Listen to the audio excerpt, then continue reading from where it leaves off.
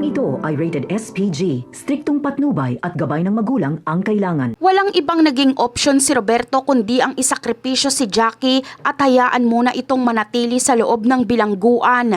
Ang naging desisyong ito ay isang matinding hakbang upang maisalba ang reputasyon at kaligtasan ng buong pamilya Guerrero. Alam ni Roberto na ang ginagawang pagpapatay ni Jackie sa mag-asawang Nita at Marsing ay isang mabigat na kasalanan na maaaring magdulot ng malawakang pinsala hindi lamang kay Jackie, kundi pati na rin sa lahat ng konektado sa kanila. Ang tanging paraan niya para hindi magmukhang kinukonsinti o pinoprotekta ng krimen ay ang pagpapakita ng kooperasyon sa batas, kahit pa nangangahulugan ito ng pansamantalang pagkakakulong ng kanyang asawa na si Jackie. Ang naging kalkulasyon ni Roberto ay nakatuon sa mas malaking kapakanan ng pamilya.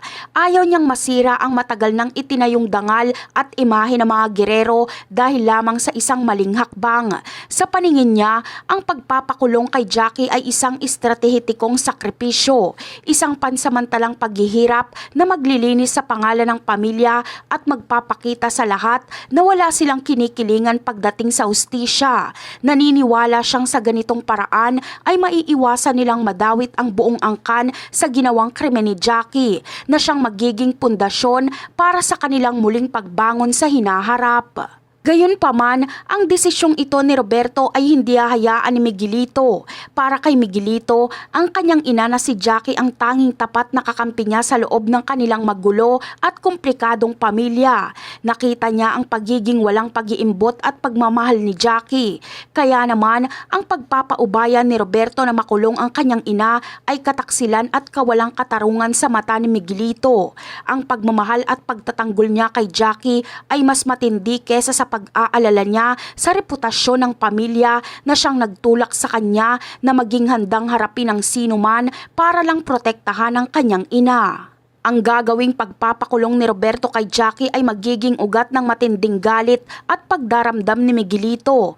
Ang dating paggalang at koneksyon niya sa kanyang kuya ay mapapalitan ng matinding puot dahil nakita niyang mas pinili ni Roberto ang pangalan ng pamilya kesa sa kalayaan ng kanyang ina.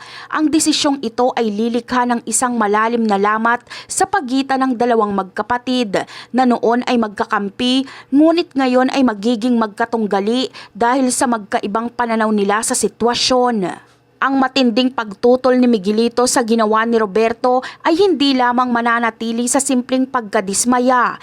Ito ay magiging formal na hidwaan na hahantong sa isang malalim at matinding away pamilya.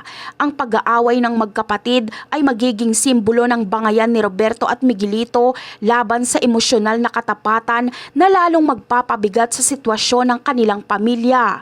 Ang pag-aalab ng galit ni Miguelito ay magpapalala sa sitwasyon at ang kanilang pagtutunggalian ay magiging isang malaking pagsubok sa katatagan ng kanilang angkan. At yan ang aabangan natin. Bye!